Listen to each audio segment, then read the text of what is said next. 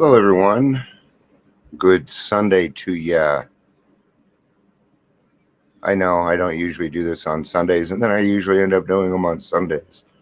I was telling my wife, it's kind of nice about it is on Sundays I don't feel required. It gives me a different feeling about it, a little bit more excitement. So I'm trying to make some changes. Okay?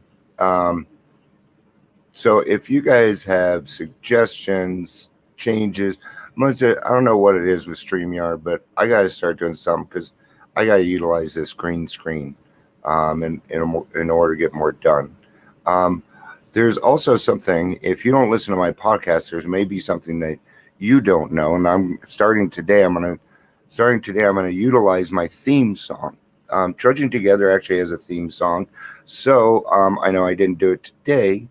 But before I even start talking, I'm going to start playing the theme song from now on. Unless I, turn it off. The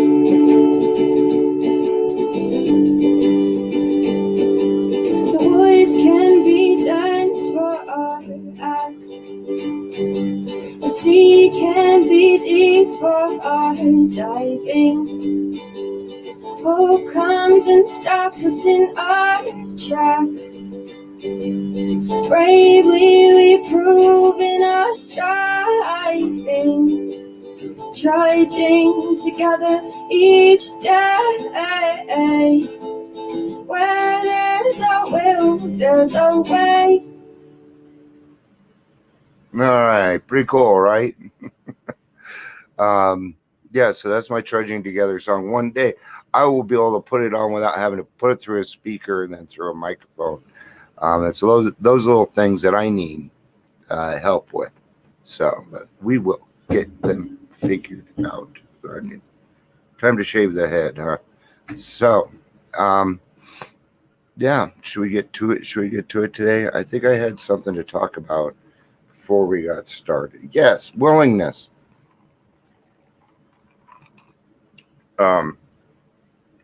Been going through the big book again with a sponsee, and it's been a while since I've been through the big book with a sponsee.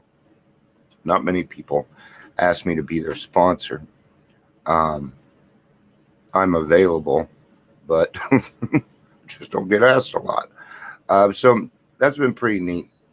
And I've been talking to him about his level of willingness and stuff, and it's really nice to listen to somebody that's willing to go to any length. There are certain things. For me, I went far enough down the scale that everything in there that is a suggestion for me is something that I am required to do if I want to stay sober and live a happy life. Okay, sober and happy equals recovery. Okay, and there is a big difference between being sober and being in recovery. There's a very big difference. It's the 12 steps. I make this example. If you have a drunk horse thief and you sober him up, what do you got? Well, you got yourself a sober horse thief. Okay. Probably a better horse thief. So, all right, let's get to the reading. Quite as important was the discovery that spiritual principles would solve all my problems. Page 42, which I thought was kind of a cool place to put it. So it's going to involve a story here too. All right, and it's gonna be, yeah, let's do it. We heard no more of Fred for a while. One day we were told he was back in the hospital.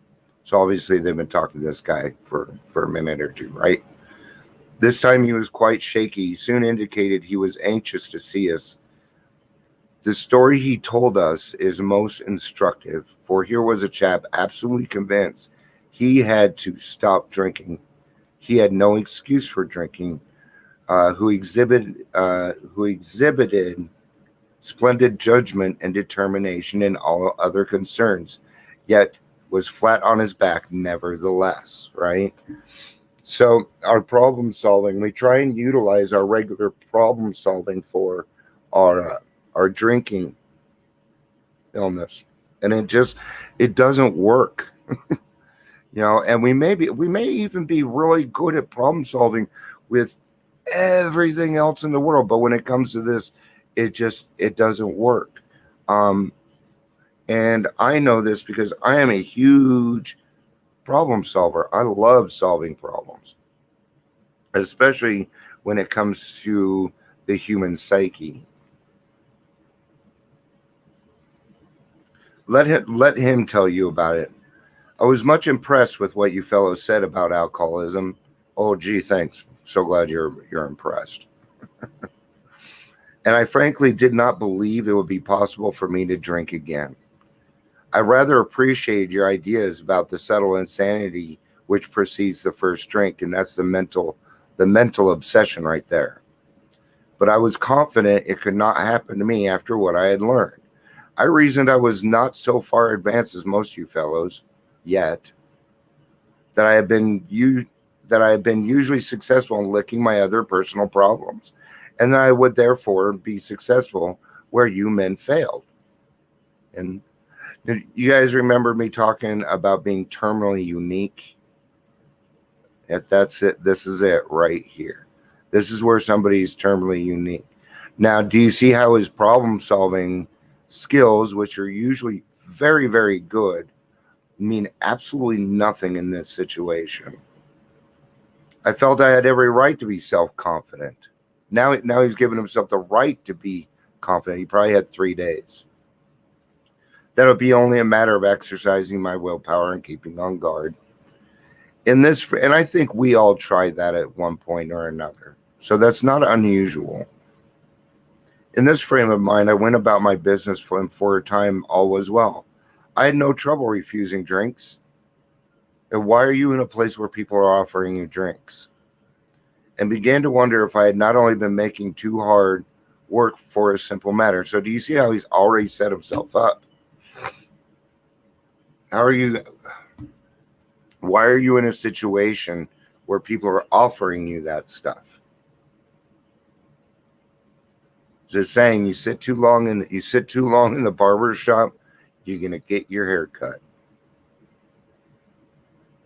One day I went to Washington to present some accounting evidence to the government bureau. Out of town. I had been out of town before during this particular dry spell. I like how he admits to it being a dry spell. So there was nothing new about that. Physically, I felt fine. Neither did I have any pressing problems or worries. That's always the problem. My business came off well, probably too well. I was pleased and knew my partners would too. It was the end of a perfect day, not a cloud on the horizon. I'm going to tell you guys something right now. You will relapse before you are happy. Okay. My trouble was I was stubborn enough to stay sober through bad things. But when good things happened to me, oh man, I had a hard fucking time, man. Because when I think of good things happening, it's time to party, right? It's time to celebrate. And how does my brain celebrate? It celebrates with alcohol. I went to my hotel room and leisurely dressed for dinner. As I crossed the threshold of the dining room, the thought came to mind it would be nice to have a couple cocktails with dinner. That was all. Nothing more. I ordered a cocktail on my meal, and then I ordered another cocktail. After dinner, I decided to take a walk. When I returned to the hotel, it struck me that a highball would be fine before going to bed. So I stepped into the bar and had another one. I remember having several more that night and plenty the next morning. I have a shadowy recollection of being in an airplane bound for New York and finding a friendly taxicab driver at the landing field instead of my wife. The driver escorted me about for several days. I know little of where I went or what I said and did. Then came the hospital with the unbearable mental and physical suffering. So it took one thing. It went well. and then he can't remember the next 3 days.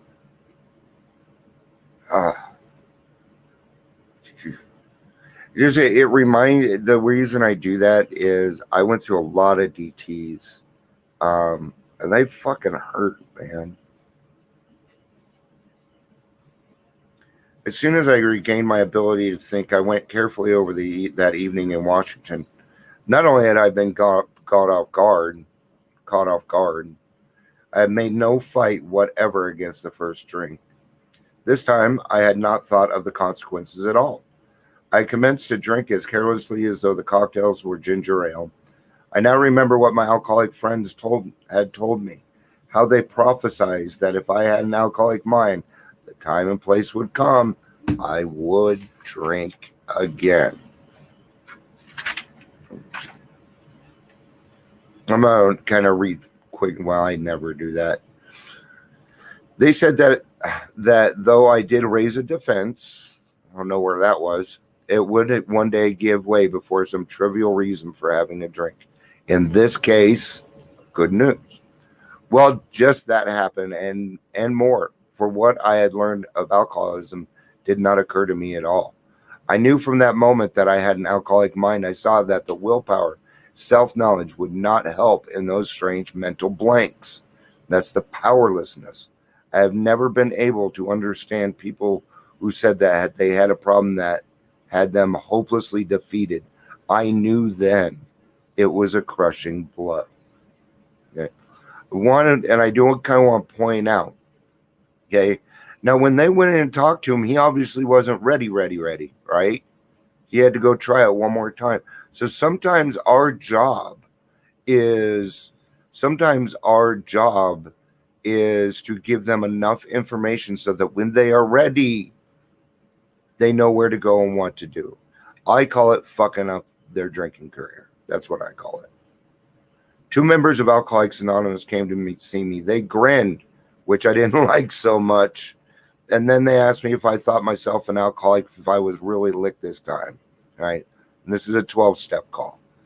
They piled on me heaps of evidence to the effect that an alcoholic mentality such as I exhibited in Washington was of a hopeless condition. They cited cases out of their own experience by the dozen. This process snuffed out the last flicker of conviction that I could do the job myself. So he had to prove it to himself. Yes, very good point, Jill. No matter what, I must think. Okay? I always have to think of the consequences. Always. We do, guys. Okay? It'll become a natural thing after a little while, though. They outlined the spiritual answer, which is God, and a program of action with 100 of them had followed successfully. 100 of them. Okay? You are not terminally unique. Though I had been only a nominal churchman, their proposals were not intellectually hard to swallow.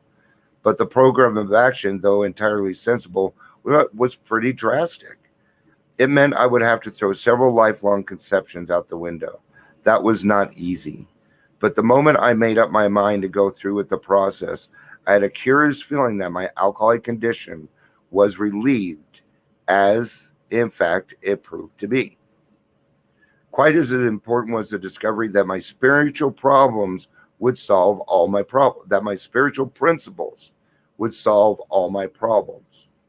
I've been brought into a way of living infinitely more satisfying and I hope more useful than the life I lived before. My old manner of life was by no means a bad one, but I would not exchange its best moments for the worst I have now. I would not go back to it even if I could. My sponsor had me write down, this wouldn't be true without the 11th step. I love a lot of the little stuff that he gave me. Love it. Fred's story speaks for itself. We hope it strikes home to thousands like him. I hope so, because gosh, sounded like me. He had only felt the first nip of the ringer. Most alcoholics have to be pretty badly mangled before they really commence to solve their problems. Okay. So he found his bottom. Okay. Your bottom is your choice. Okay. You do not have to be a Skid Row bum or homeless or anything like that. You don't need to. The decision's yours. Many doctors and psychiatrists agree with our conclusions. One of these men, staff members of a world-renowned hospital, recently made this statement to some of us. What you say about the general hopelessness of the average alcoholic's plight is, in my opinion, correct. As to two of you men whose stories I have heard, there is no doubt in my mind that you were 100% hopeless, apart from divine help. Those two people being Bill and Bob. Bill and Bob. Bill and Bob.